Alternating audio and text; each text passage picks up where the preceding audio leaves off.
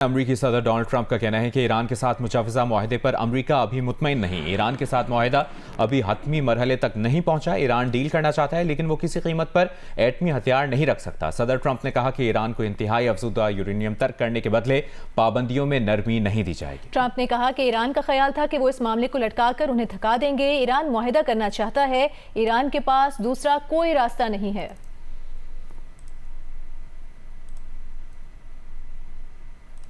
इस वक्त ट्रंप की काबीना की मीटिंग जारी है जिसमें वज़ीर ख़ारिजा मार्को रूबियो भी शरीक हैं और इस मामले पर अपनी आरा मुख्तलिफ काबीना अरकान की जानिब से पेश की जा रही हैं। People, just to make sure that nobody comes into this country that has Ebola and creates a problem for us. And we feel like we've got good efforts in place to do that, and Americans should feel assured that the president and his administration is doing everything we can to protect them on that front. My last point, you said I was all over the place. One of the places I stopped in last night was to initial the Trump route for prosperity in Armenia. This is a key linchpin of the peace deal that you were able to achieve between Armenia and Azerbaijan. And in addition to that, we also काबीना इजलास से मुतालिक आपको आगे चलकर भी update करेंगे। इससे पहले ईरानी सरकारी टीवी ने अमेरिका और ईरान मुजवजा इस्लामाबाद मेमोरेंडम की तफसीलात जारी करने का दावा किया था। ईरानी सरकारी मीडिया के मुताबिक मुजवजा मुफाहमती याददाश्त के मुताबिक अमरीकी फौज ईरान के अतराफ से इनखला और बहरी नाकाबंदी खत्म करेगी। जवाब में ईरान एक माह में आबनाए हुर्मुज़ में तिजारती जहाज़ों की आमदोरफ्त बहाल करेगा, ताहम इसमें फौजी बहरी जहाज शामिल नहीं होंगे। ईरानी सरकारी टीवी के मुताबिक ओमान के ताउन से आबनाए हुर्मुज़ में जहाज़ों की आमदोरफ्त और रूट्स का इंतजाम ईरान करेगा।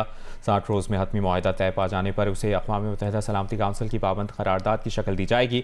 मज़ीद बताएं कि इस्लामाबाद मेमोरेंडम फ्रेमवर्क ताहाल हतमी नहीं। ठोस यकीन दहानी के बगैर ईरान कोई कदम नहीं उठाएगा। व्हाइट हाउस ने मुफाहमती याददाश्त पर ईरानी मीडिया की रिपोर्ट मनगढ़ंत करार दे दी है। व्हाइट हाउस का कहना है कि मुफाहमती याददाश्त पर ईरानी कंट्रोल्ड मीडिया की रिपोर्ट मुकम्मल मनगढ़ंत है। दूसरी जानिब व्हाइट हाउस की तर्जुमान का कहना है कि ईरान के साथ मुज़ाकरात अच्छी तरह से आगे बढ़ रहे हैं। सदर ट्रंप ने ईरान मामले पर अपनी रेड लाइन्स वाज़ेह कर दी हैं।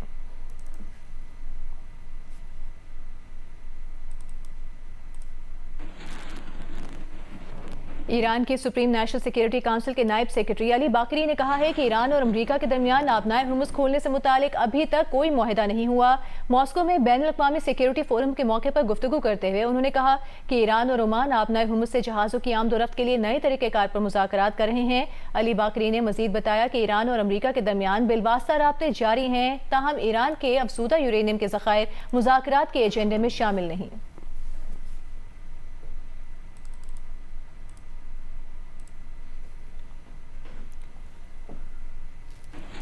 आगे बढ़ते हैं। आपको बताएं, वज़ीर आज़म शहबाज शरीफ ने तीनों मुसल्लह अफ़वाज के सरबराहान को ईद उल अज़हा की मुबारकबाद दी है। वज़ीर आज़म ने field marshal Syed Asim Munir, air chief Zaheer Ahmed Babar और naval chief admiral Naveed Ashraf को टेलीफोन पर ईद की मुबारकबाद दी।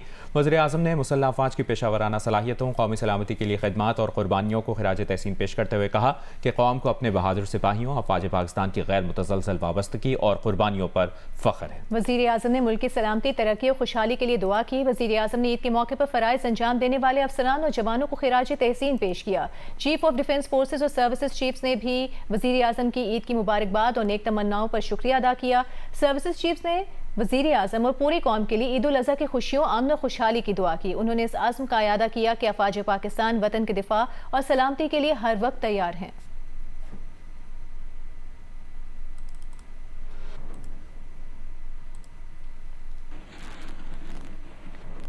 Chief of defence forces field marshal Syed Asim Munir ने ईद उल अज़हा के मौके पर बलूचिस्तान के इलाके शोब का दौरा किया। फील्ड मार्शल ने मगरबी सरहदों पर तैनात अगले मोर्चों का दौरा करते हुए जवानों के साथ ईद मनाई। फील्ड मार्शल ने कोयटा में हालिया बुज़दिलाना दहशतगर्द हमले का तज़किरा करते हुए कहा कि ऐसे गैर इंसानी और सफाकाना इक़दाम ना तो अफ़वाज पाकिस्तान और ना ही पाकिस्तानी कौम के हौसले कमज़ोर कर सकते हैं। ISPR के मुताबिक फील्ड मार्शल आसिम मुनीर के बलूचिस्तान के दौरे का आगाज़ नमाज ईद से हुआ, जिसमें पाकिस्तान के देरपा अमन, इस्तेहकाम और खुशहाली के लिए खुसूसी दुआएं की गई। फील्ड मार्शल सैयद आसिम मुनीर ने जवानों के गैर मामूली हौसले, गैर मुतज़लज़ल आज़म और आला ऑपरेशनल तैयारी को सराहते हुए बैरूनी सरपरस्ती में होने वाली दहशतगर्दी के खिलाफ उनकी साबित कदमी की तारीफ़ की। उन्होंने इस आज़म का इयादा किया कि दहशतगर्दी के तमाम सहूलतकारों के खिलाफ पूरी क़ुव्वत से ऑपरेशन जारी रखा जाएगा।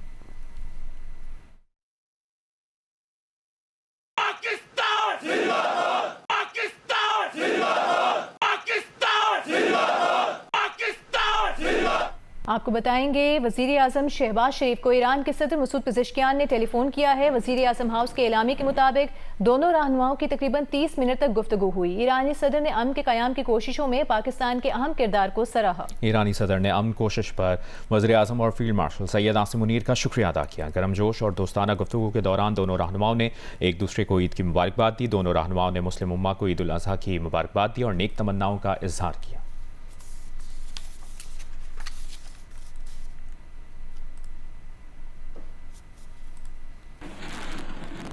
वज़ीर आज़म शहबाज शरीफ के दौरे चीन के मौके पर चीनी कंपनी अलीबाबा के चीफ एग्जीक्यूटिव ऑफिसर के साथ मुफाहमती याददाश्तों पर भी दस्तखत किए गए थे।